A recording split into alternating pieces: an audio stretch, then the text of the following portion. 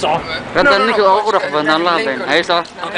ولي waxaan ku guda jirnaa same program waxa SYL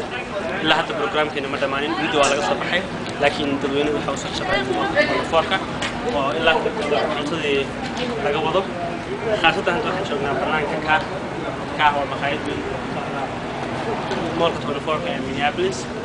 hatta waxaan rabnaa inaanu dadka qaar aanu aragno oo chance u yeelano aanu wareysano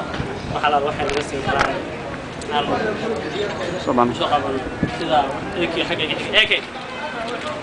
AK oo ah isaguna madaxweynaha SYL maanta aan la yeelanay meeting ayaa wuxuu ka soo baxay dhinaca midigteeda isagana waa su'aalo yar inaan wax ku weydiiyo ama sintaas AK markaa waa waxaan ogaaday inaan presidentiga SYL dhaqdhaqaaqiina iyo waxqabadkiina soo faasilo u socdaa aad iyo aad ayuu socdaa laakiin we have a good number of like dhalinyaro we still need more numbers like or mesh no and si fiican dad isku dhigan dad isku xirnaanahay markana Saciid aad iyo aad ayuu noo caawinayaa wax kasta inuu nala qabanayo sida Cabdinaashir Kamirista production